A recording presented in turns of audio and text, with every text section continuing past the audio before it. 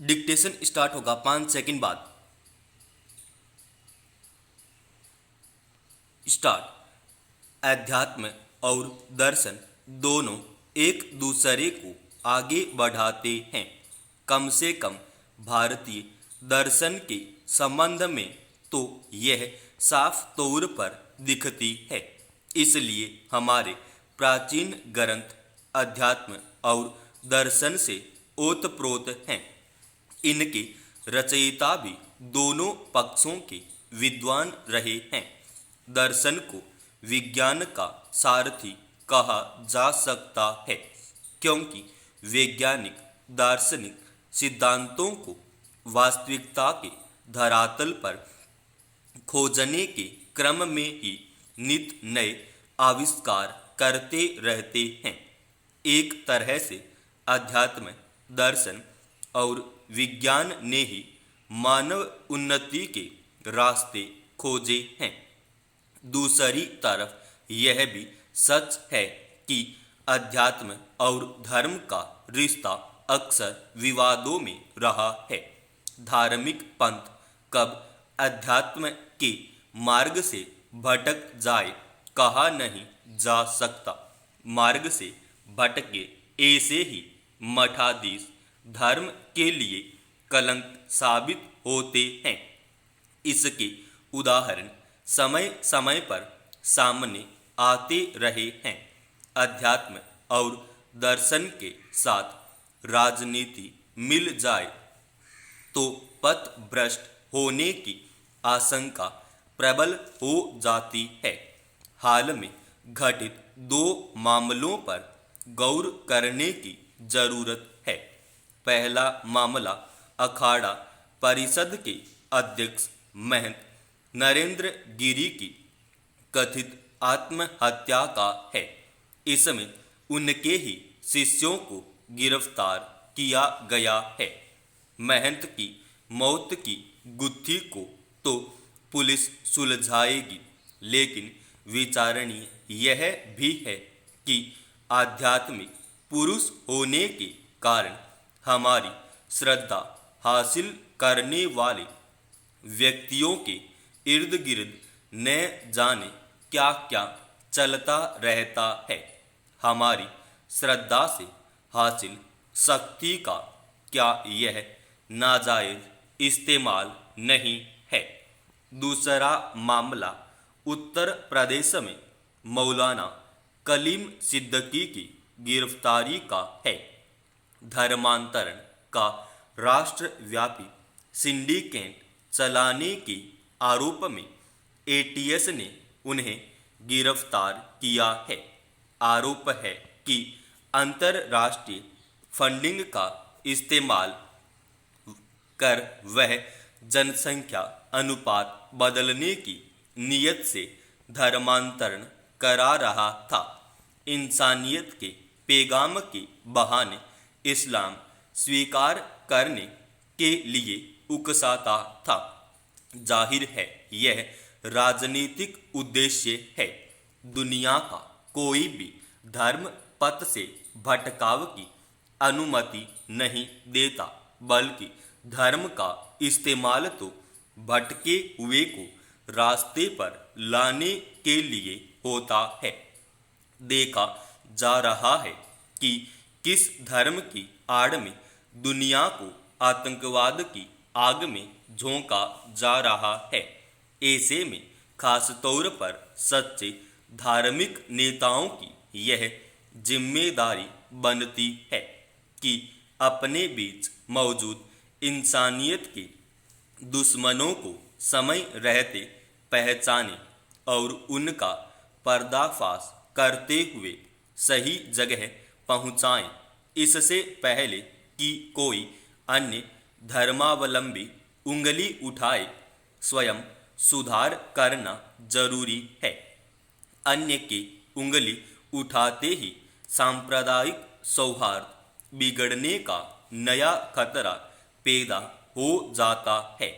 आखिरकार केंद्र सरकार ने सर्वोच्च न्यायालय में हलफनामा दायर कर कहा है कि कोविड से हुई मौतों के मामले में आश्रितों को 50,000 रुपये का मुआवजा दिया जाएगा।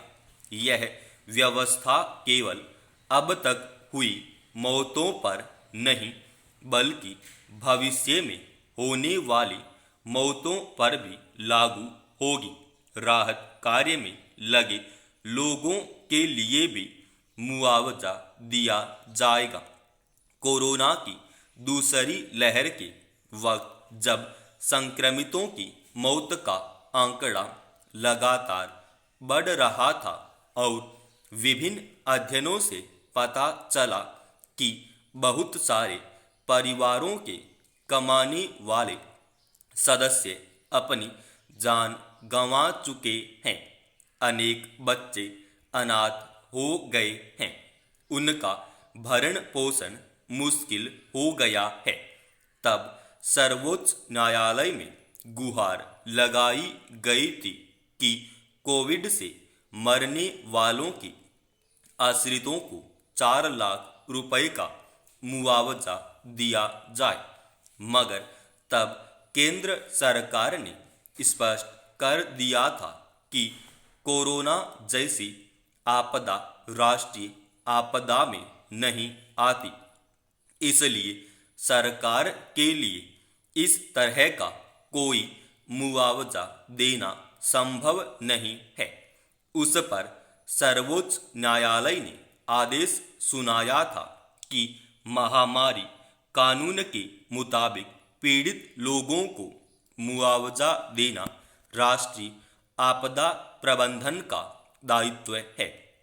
अदालत ने यह भी निर्देश दिया था कि कोविड से मरने वालों के आश्रितों को आर्थिक सहायता देने के बारे में 6 हफ्ते के भीतर दिशा निर्देश जारी किए जाएं। उसी संबंध में केंद्र सरकार ने यह हलफनामा दायर किया है। किसी आपदा की वजह से लोगों का जीवन संकट में पड़ जाए या बड़े पैमाने पर लोगों के सामने गुजर बसर की समस्या उत्पन्न हो जाए तो कल्याणकारी राज्य का कर्तव्य बनता है कि वह अपने नागरिकों को ऐसी मुसीबतों से पार पाने में मदद करे। इसी मकसद से राष्ट्रीय आपदा प्रबंधन प्राधिकरण का गठन किया गया था। उसमें प्राकृतिक आपदाओं की एक सूची तैयार की गई थी, मगर कोरोना जैसी बीमारियों से बड़े पैमाने पर होने वाली मौतों का उसमें उल्लेख नहीं है। इसलिए केंद्र सरकार ने उन नियमों का हवाला देकर अपनी जिम्मेदारी से बचने का प्रयास किया था, मगर कोई भी नियम कायदा स्थायी नहीं होता। परिस्थितियों के अनुसार उनमें बदलाव किए ही जाते हैं। इसलिए सर्वोच्च न्यायालय ने सरकार की जिम्मेदारी रेखांकित की। छिपी बात नहीं है कि कोविड की वजह से लाखों लोगों की मौत हो गई और उसमें बहुत सारे परिवार उजड़ गए। बड़े पैमाने पर लोगों के काम धंधे चौपट हो गए।